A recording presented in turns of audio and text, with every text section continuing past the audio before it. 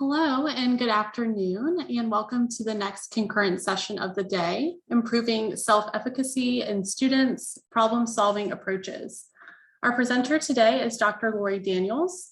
Dr. Daniels holds a PhD in psychology from Florida Atlantic University, specializing in cognition, with research interests including human perception and attention.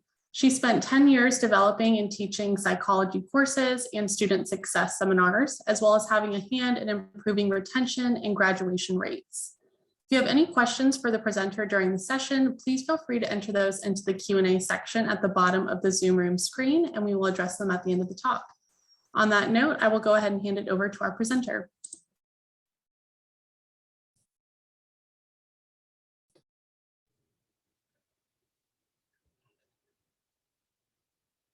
Can you hear me okay? Yes. Okay, I'm just trying to get back to my Zoom screen here. Well, maybe I'll ask, it seems to, here we go. I was trying to put myself on the camera. That's all right. I have a nice background, there you go. So you can see me okay as well? Yeah, we can see you and we can see your screen. Okay. I hit the wrong button, so hold on. Let me go back. I was trying to, there, that's, I can't, okay. Well, hello, sorry about that. I had a slight technology issue there. The Zoom kind of went away with me, but I'm very happy today to discuss this topic, which is called, as mentioned, improving self-efficacy. And I wanted to start by explaining a little bit about why I feel like this topic is so important. As we'll see as we kind of go through, self-efficacy is a very important emotional or personal response to why sometimes as professors, we're like, why isn't a student trying? Or why does it appear that they say, they didn't bother to study or they didn't do their homework? And oftentimes we might attribute that to being lazy or not caring. And looking at self-efficacy kind of gives us an explanation that it might be a little bit of a deeper reason for that. So I can get, there we go. All right, so some of the things I wanted to talk about in this presentation is, one is the concept of academic self-efficacy, so explain that. And then look at why or how self-efficacy is important on explaining behavior patterns that we might see. And then just end with focusing on actual strategies that we can use as professors, or at some we could directly do, others we can just encourage for the students to do and to help improve their academic self-efficacy. There we go. Sorry, my screen is right over this, so I'm trying to make sure it's in the right place. Okay. All right, so let's start with what self-efficacy falls under, which is called the social cognitive theory. And the social cognitive theory is really a theory that you may be familiar with. If not, we're going to talk about it. So Bandura's theory, and it's a branch. It came about originally as a explanation that looking at just behavior in the environment and how environment affects behavior is not good enough to explain what people end up doing. So social cognitive, the two terms there, social, other people, cognitive, we'll look at those. The first is that this really starts to become a branch in cognitive psychology, which ultimately looks at mental processes. What's going on in people's minds? What are they thinking about? And then how do those thoughts affect subsequently what they do, or in some cases, what they choose not to do? So another way of saying this is that without that missing piece, without knowing what's going on in people's heads, we can't actually give a good description of behavior, of why people might be doing what they're doing. All right, so I alluded to this earlier that social cognitive theory is really a theory that was originated by Albert Bandura, and he's pretty famous in psychology for a lot of reasons, but I think he was listed as one of the most top 5 influential psychologists. So that tells you how how important his theory is, and it's been adopted pretty widespread in education and in psychology.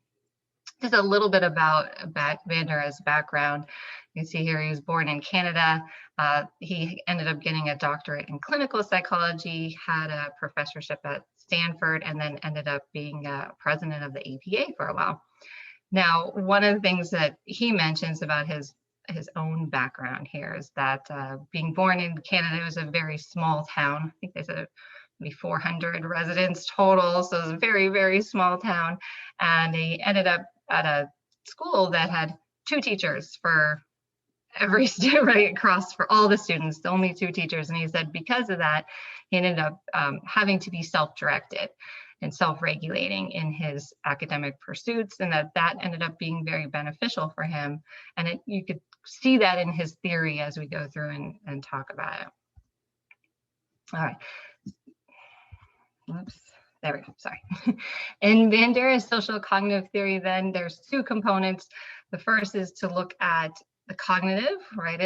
How do expectations that people have, beliefs that they have, comparisons they make from themselves to others, judgments they make affect their psychological functioning? And then how do other people influence that as well? So looking at others as models, teachers, right, and how those combine to influence functioning and behavior.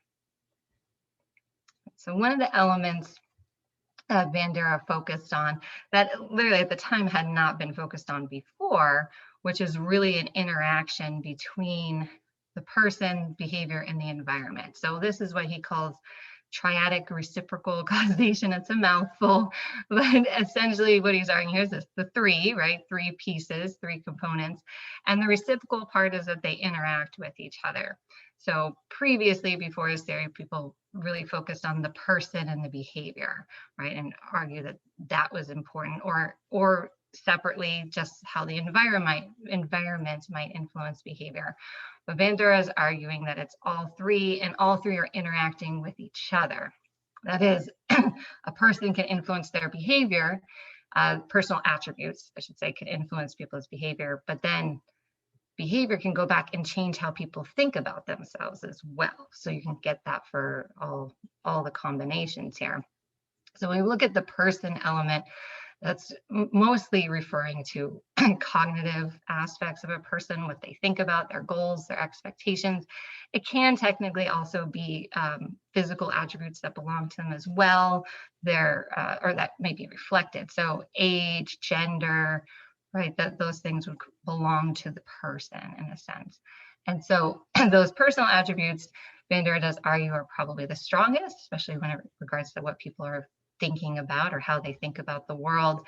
However, like I said, they do actually interact or influenced by the environment, models or instruction or feedback, and also behavior. So academic performance, whether someone chooses to, in a learning environment, whether someone chooses to study or not, right, that these are all sort of interacting.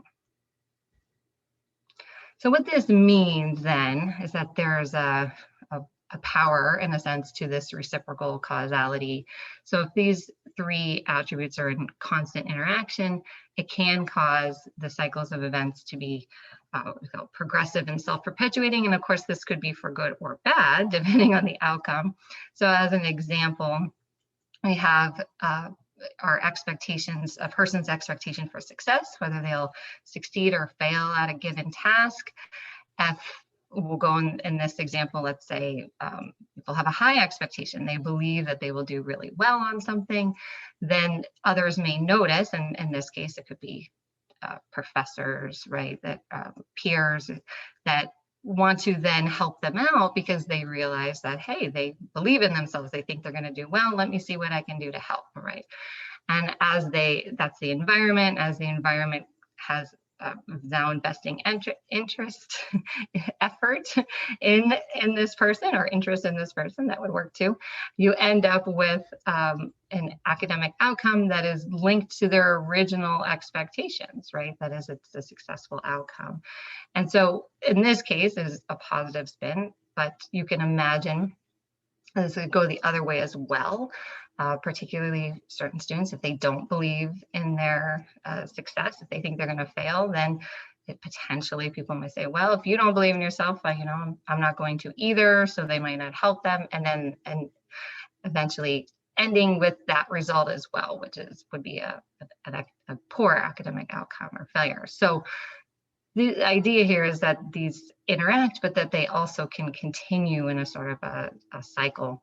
And there are some studies that support this in, quote, the real world. So for instance, Williams and Williams found that high school students' confidence levels, in this case in math in particular, and their achievement in math are reciprocally influenced, which means, if you think about it, that believing that you are going to do well in math and can encourage you to do things that will help you achieve that. But also, and here's the important part, that we're not putting a direction on this per se, because you could have achievement in math and then that goes back and then influences your confidence as well. So that's what they mean by reciprocal. It's hard to, in a sense, know what started it, but it feeds off of each other. So here's an example of a scale that I wanted to show that looks at a specific type of personal factor. And this is a way that a social cognitive theorist might try to measure somebody's beliefs. So in this case, you can see some of them they have a similar theme to them. And if someone was to take this scale, they would answer basically how much they agree or disagree on a 5-point scale here. So the theme you start to see is like, I can learn what is being taught. So how much do you believe that statement to be true for yourself? I can figure out anything. If I practice, I can develop just about any skill I want. So you start to see this. I can accomplish something even if it's difficult. I'm confident. I can achieve my goals. I can focus on progress during difficult times or difficult challenges, and I can succeed in what I choose. So what this is trying to measure or attempting to measure is a person's beliefs, right, in their ability. And we have a term for this particular scale here, or what it's measuring. And so this is what's measuring something that's called academic self-efficacy.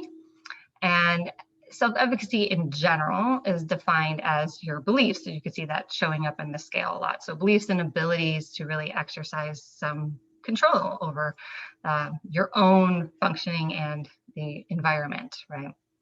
Now, self-efficacy is not usually thought of as a global concept because there are a lot of specifics. So for instance, someone may have high levels of self-efficacy or feel very confident for some tasks, but not others. And in that sense, we start to divide into certain areas where you could have different levels of self-efficacy. The one we're going to focus on due to for today is really academic self-efficacy. So this would be those beliefs, but as they specifically relate to academics and learning. Okay, so the first thing is, why is academic self-efficacy important in the first place? All right, so the first thing we see is that academic self-efficacy ends up influencing what we do, right? So one way of thinking about this is that we don't walk into the world, nobody walks in the world with a blank slate in a sense, but we already have expectations of success or failure even before we try something. Oftentimes, those expectations are based on our previous history, whether we've succeeded or failed in something similar in the past, right? And so since we have these past experiences, which we'll talk about, we use them to kind of gain information about what's going to happen next if I do something similar, right? So we make a choice in a sense before we even attempt something if it, like I said, is similar enough to something we've done in the past, and therefore this is going to relate directly to the goals that we set for ourselves, the types of goals, whether we have a fear of failure or not for a particular task, and whether we choose to use strategies to help us with that task. So even with everyday things, basically deciding to study for a test or doing your homework, may have to do with whether you felt that studying for a test or doing your homework was advantageous in the past for you. Did it help you? If you don't think it did, then you may not try that again, right? So our level of self-efficacy influences what we kind of even bother to do in the first place. Also, if we do decide to do the task, it would directly affect how much effort we put in. So one way of thinking about this is that if you knew for sure, right, and you knew in your mind, of course, for sure that you would fail, you're not probably going to want to put a lot of effort into something, meaning that you think your effort is essentially useless. So why bother again, right? And so this would include how long someone decides to study or even persists when things get difficult.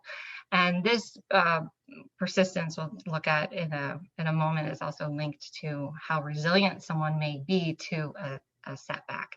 So with a low initial, with low effort, we know that perhaps those initial expectations are essentially confirmed, right? So if I think I'm not going to do well, so I don't bother studying, then in fact I end up not doing well, and I've just confirmed what I, right, back in that sort of cycle where I've confirmed what I already know, right, or what I already believe. And like I mentioned, this also affects resiliency and how we might respond to failure.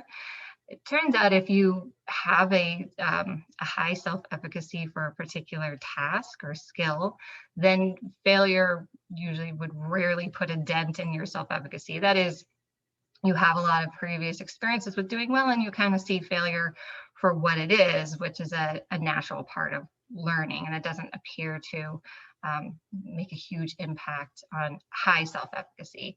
On the other hand, if you have low self-efficacy, failure could be viewed again as sort of confirming what you already believed, and then additionally discouraging you from trying again here. So this, how we handle these setbacks, particularly since failure is a natural part of learning, where it could be very dangerous to take something that's a natural element of learning and see it as a guarantee or proof that you in fact cannot succeed at a task here. Right. So overall, what this tells us is that self-efficacy is going to be and has in fact found to be related strongly to the achievement that students have. So it's essential for these positive outcomes. And this is true across multiple grade levels, including into college and beyond. So one might say it's true your entire life, and it is also appears to be true regardless of what you're studying. So for instance, someone may have a very specific math or writing or just test taking in general, and it shows up sort of everywhere, right? Now, that being true, what I find is interesting is that self-efficacy is predominantly about your beliefs, right? And so it doesn't necessarily say whether those beliefs fit reality or not. It says whether you think they do, right? Or the person thinks that they do. And so here we could see that even with the same actual ability, those who had higher self-efficacy end up performing better. Now, in a sense, this isn't too surprising. I mean, it's kind of like, it is a little surprising because, like, whoa, self-efficacy is in this sense more important than ability, right? And it's because of what we talked about, like whether you invest effort, whether you try, how you come back from setbacks ends up being more important than your actual ability levels themselves. So it really puts self-efficacy at a place where it should be examined and as a way to improve these student outcomes, even more so than I said, than the actual ability levels. All right, so let's look at now what actual factors impact academic self-efficacy. This is based on, like I said, Bandura's model, where he looked at self-efficacy across a wide variety of domains, learning being one of them. It argued that you see commonalities in what influences a person's level of self-efficacy. The biggest one, hands down, is going to be what he called mastery experiences. So these mastery experiences are really just your history of previous successes and failures.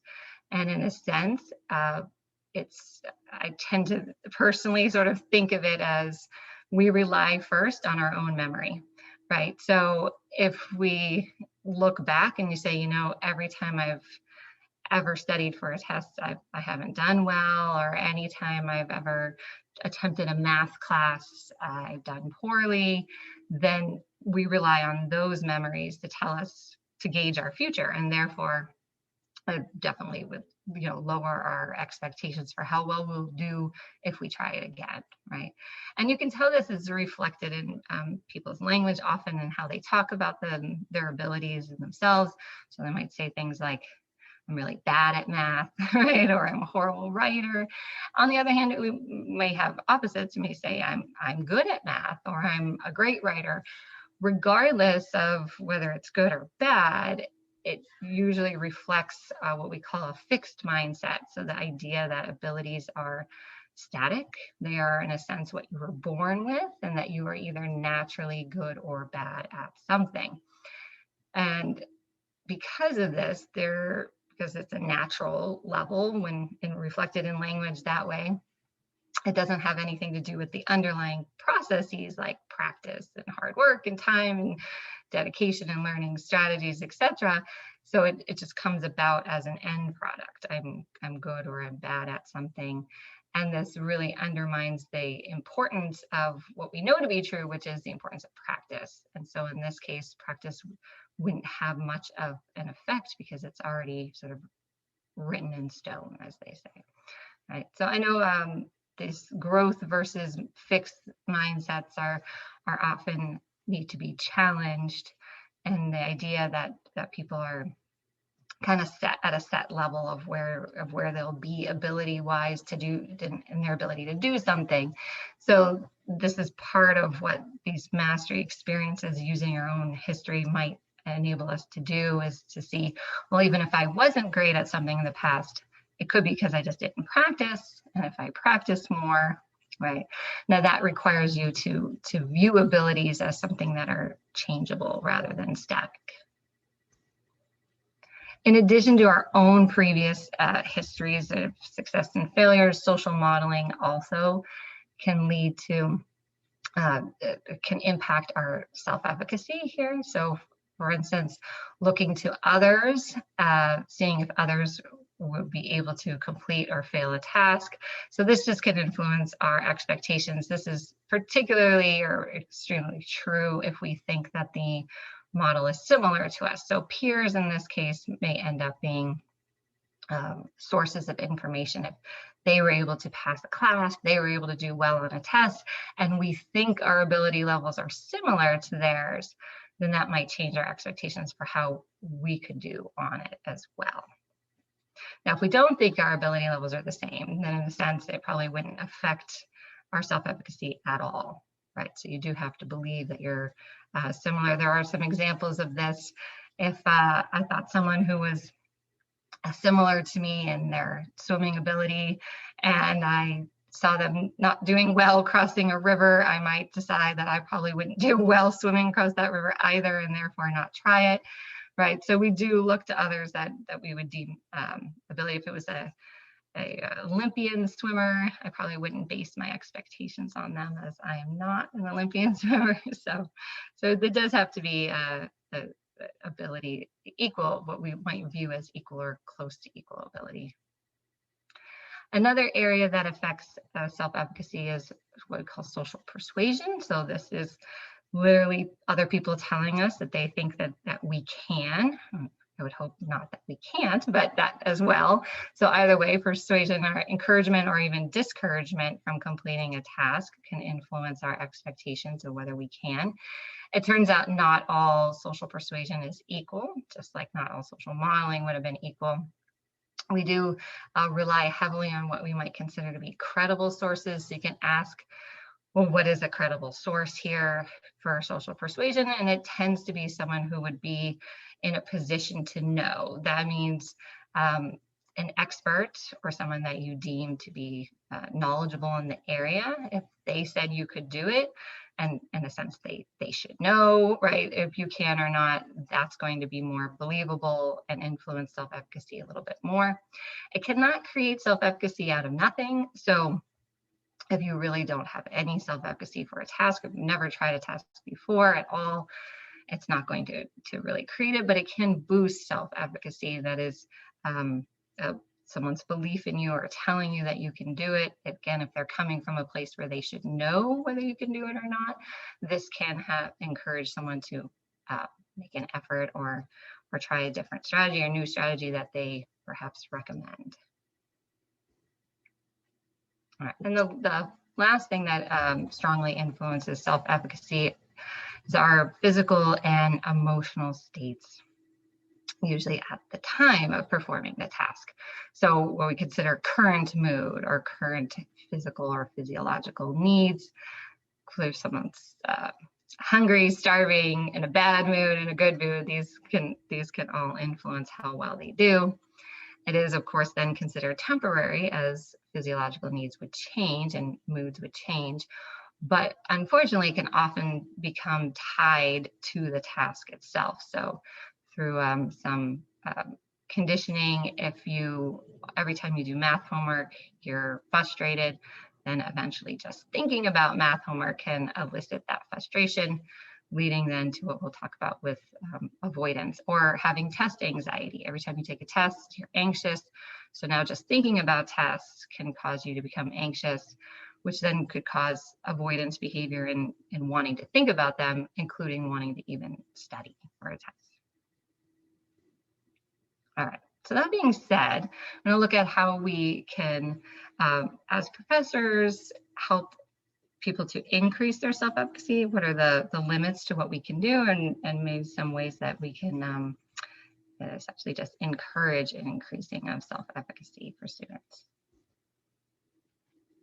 Okay, so increasing self-efficacy then is going to be directly related to the factors that we looked at: the mastery experiences, modeling, persuasion, and physical and emotional states at the time. So as I mentioned before, the mastery experiences end up being the most powerful influence on self-efficacy. Again, it's not too surprising, because in a sense, what it's saying is that we trust our own memories, right? More so than perhaps what other people might tell us. So we can't forget what we've succeeded or failed at the past, and that's built, those experiences have then a powerful influence on how we think we'll do the next time around, right? So if someone already has a low self-efficacy, like I said, that can be problematic because it can lead to that self-perpetuating cycle. So we need to break that cycle ultimately, right? And in order to break the cycle, you need to have successful experiences. Bandura was very big on this, that you have to actually enact them. So you can't just say you'll do better or think you'll do better. You actually have to do better. And that is the most reliable then information that you would use to increase your self-efficacy, is now you have some successful experiences under your belt.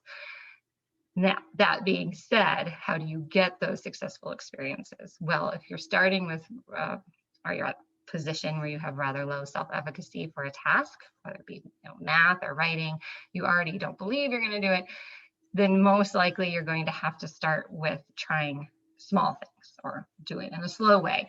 And this can be challenging too. If I like to think about imagining that you're in a course and there's only one grade and it's a final paper at the end or something like that, and you don't think you're a good writer, or you failed, and then you can imagine there's no real chance for you to show any sort of progression towards that, and therefore build self-efficacy. So what we see is that it has to be done, and these series of these increasingly complex challenges. So starting simple, and it ends up mattering a lot whether we have just even 1 ounce of, okay, I did this, I was able to do this, therefore maybe I can do more here. So I have an example of public speaking skills, right? If someone is a fear of it or thinks that they're not going to do well, they can practice not by giving one big speech at the end, which would be sort of set them up for failure, but instead may set goals that are smaller, like I'll try to join a class discussion once a week. Once I do that, I might increase it in frequency to 2 or 3 times.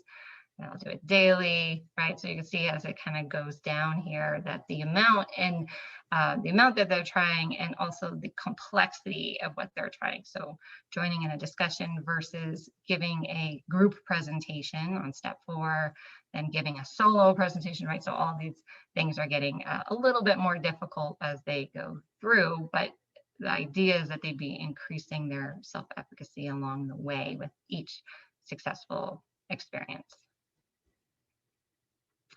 Another aspect then that helps is linked to what Bandura called self-regulated learning. So essentially what he's arguing here is that learners have to take responsibility or ownership for their learning. That being said, the main reason why that is because self-efficacy is only increased if someone feels that their own efforts and their own ability allowed them to succeed. So therefore, if it was something else, chance, luck, somebody else helped them, that isn't really going to impact their self-efficacy. It's going to be an external force that did it and not themselves. So ultimately, students must take that ownership in order to have those successes be their own successes. And one way to do this is to focus on actual ways of learning, that is the strategies underlying learning, having those be explicit so they know exactly what they should be trying to do or ways of thinking about it. They also need to then monitor that to say, am I in fact doing it? How am I doing on it? Do I still need to practice it some more, right? And then ultimately to have realistic goals. So particularly based on where they're starting from, it may not be realistic just to, like I said, jump in the deep end, but they may have to have a series of steps to get to the end goal. The emotional aspect of self-advocacy ends up being very important. It's not the #1 determinant, but it can be part of that self-perpetuating cycle. This acknowledgement has been creeping in sort of slowly, and I would say now pretty quickly over time about how important our emotions are in learning. So that they're not separate from them, but that they interact, right? And because of that interaction, a lot of times how we feel about something, how we emotionally feel about something can cause us to, like I said, to avoid the behavior altogether and therefore not practice it and not get better at it. So one of the things students, or we could help students do, is to recognize and reduce times when they may be using avoidance behavior. A lot of times we may not know, like students may not recognize it. They'll just say, oh, I was busy, that's why I didn't study. But a lot of these behaviors are really to prevent them from studying so that they don't have to, because they don't believe they'll succeed anyway. And so acknowledging and working on approach rather than avoidance is a very important part of increasing self-efficacy. I was saying these emotional states end up being important. They're also important in the language that we use. So the self-talk and what we might say to ourselves, but also as professors, what we might say to them, even not purposely, but like presenting ideas of that some people are better or worse at tasks, or can do better or can do worse. That fixed versus growth mindset that we were talking about, these are encouraging a growth mindset in the classroom is big, especially for people who, like I said, really believe that outcomes are already sort of predetermined. And so a lot of times examining students to examine how they talk to themselves or their inner critic is an important component. And also something we call reframing. And so this is something I think professors can do well to model in the classroom, because remember, social modeling is an important part of self-efficacy. So I think it's pretty normal and natural to feel like when you're frustrated with a task that something may be just impossible, right? But it turns out using those words or thinking in those terms ends up influencing what you do later. So if something is impossible again, why would you bother? So there are small techniques, small little things like changing the word impossible to challenging, right? Which turns out challenging is not nearly as bad as impossible. And so someone could be excited for a challenge. In fact, learning itself is often challenging in an exciting way. And that is why it draws people in and keeps them engaged in tasks that are difficult or complex, because they like the challenge. So looking at the reframing it, right, changing the wording a little bit and to put it in a more positive light is something that can actually influence how we think about the task, right? The same thing with affirmation. The idea that at an individual level, people would have to have these positive self-statements, but they can also be influenced by these positive self-statements from others as well, as sort of a role model for acknowledgement that learning is challenging. Failure is a natural part of the process, that all these things are supposed to exist and are not abnormal. And maybe even showing, well, this is what I do when something is tough, or this used to be tough for me, this is how I approached it, right? So having those, modeling the thought process behind how to approach things is just as important as the actual content, it turns out.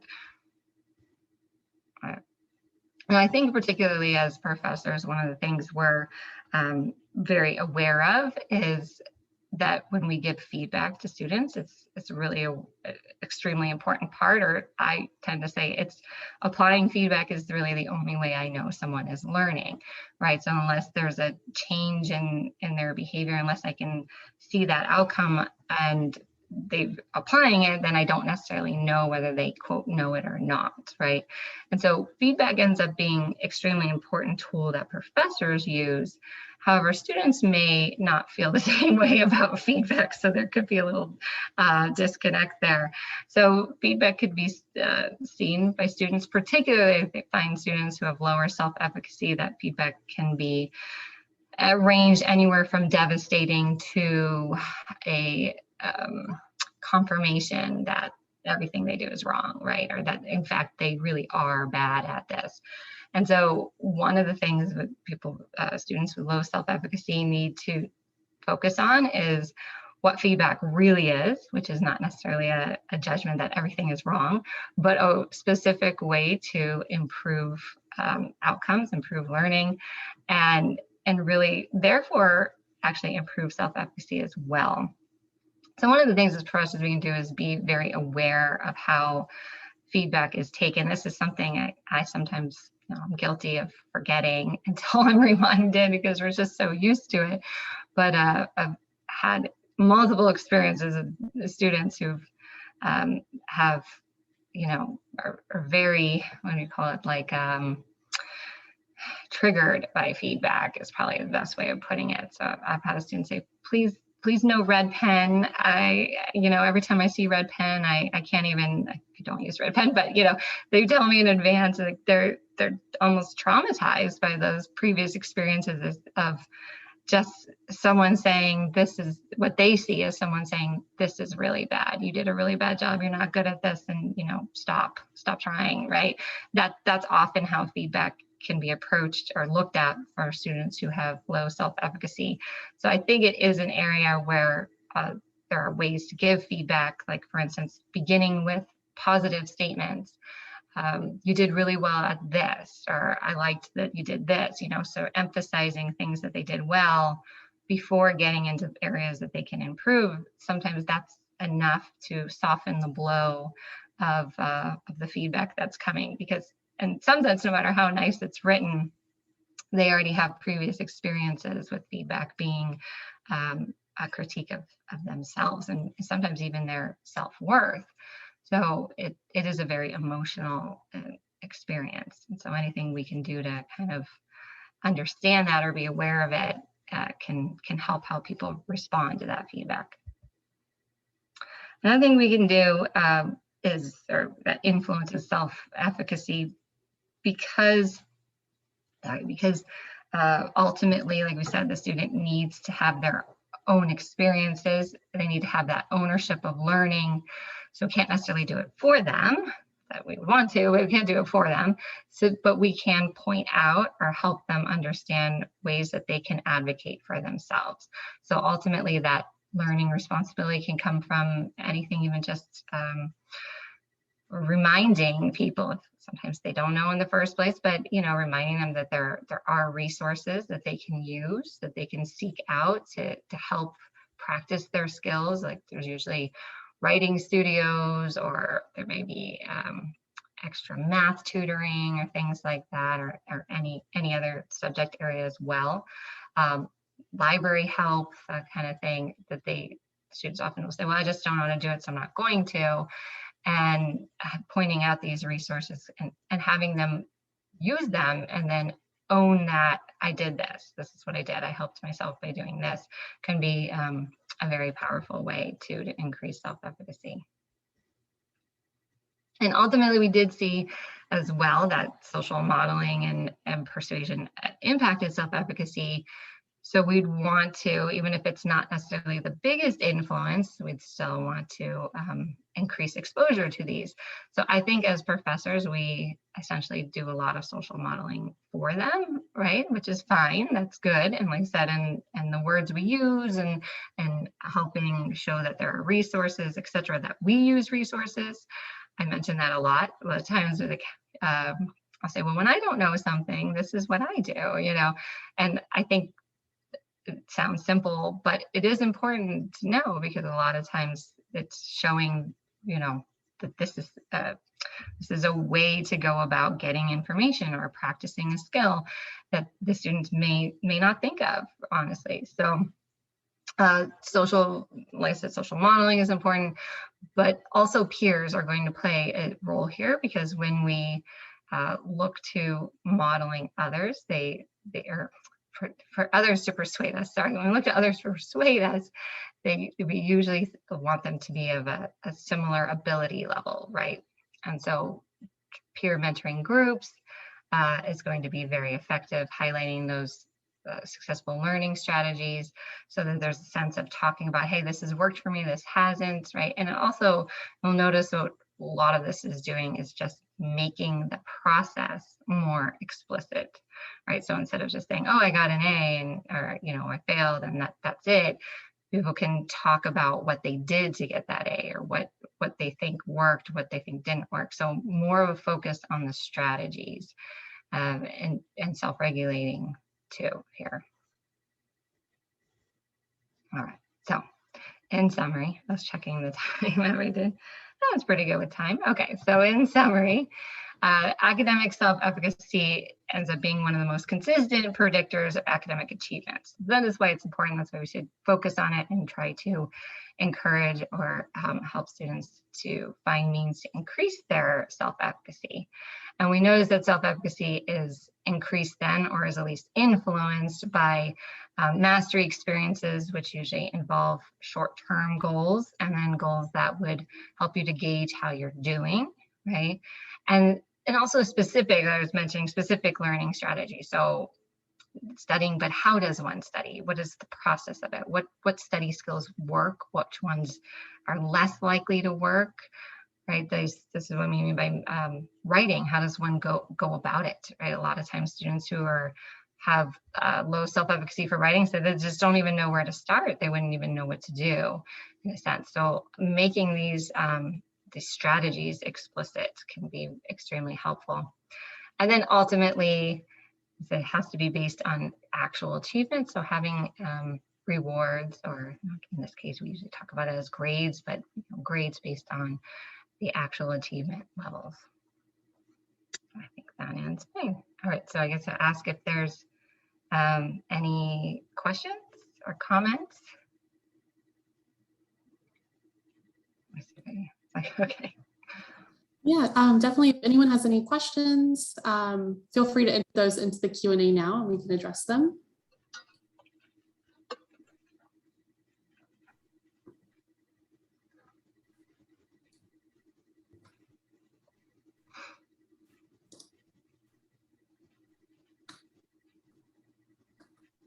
It looks like we don't have any questions at this time. Thank you so much, Dr. Daniels, for all the valuable information that you shared with us today. I really enjoyed your presentation.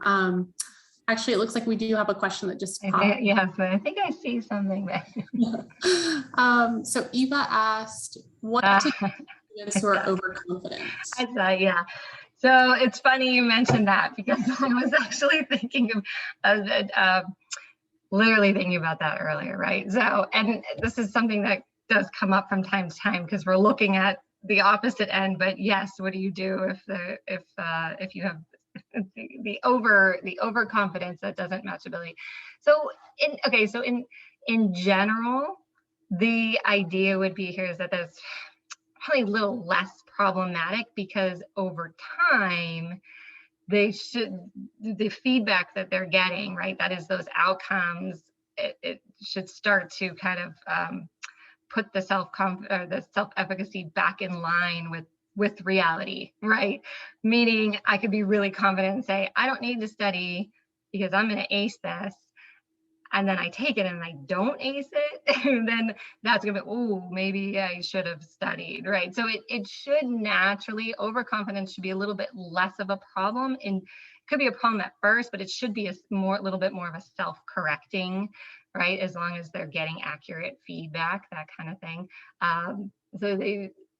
Oh, okay, you're right. That's that one too. So the kind of the less you know, the less you know about something, the less likely you are or the more likely you are to think that you know. So sort of the knowledge is a curse in understanding the abilities, or I should say the upper limit of what you may or may not know. So yeah, that is of course exists as well. Like I said, I think ultimately it should self-correct eventually. For instance, if you're plagiarizing and then therefore you get a bad grade on it. Now, whether they believe plagiarism is okay or not, that could be, something that they're explained or worked on, that no, it actually doesn't show learning, shows somebody else's learning, etc. But yeah, I think in general, it's probably better to be, at the end of the day, it's probably better to be accurate, right? So to have your self-efficacy match your ability level.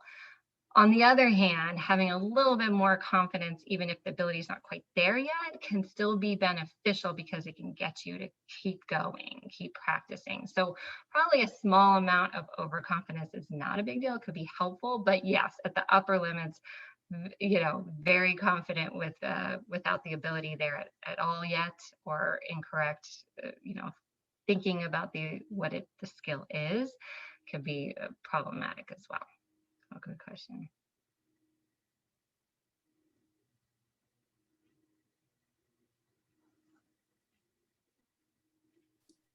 Yeah, I think that's definitely a great question. Not seeing any other questions at this time. And it looks like we are just about at the end of our block. So thank you again, Dr. Daniels, for all the valuable information that you shared with us today. The next concurrent session will begin at 2 p.m. Eastern time. And you can view the chat for session meeting room links, or access to the conference website for a complete list of concurrent sessions and their descriptions. While accessing the conference website, don't forget to swing by the exhibit hall to say hello to the Hawks team, view a quick 5-minute demonstration, and be entered to win the hourly giveaway. So you get a choice of a 6-month subscription to Audible, 1-year subscription to Disney Plus, or a $100 Amazon gift card. So we hope to see you in your next session. And thank you again so much, Dr. Daniels. Thank you for having me.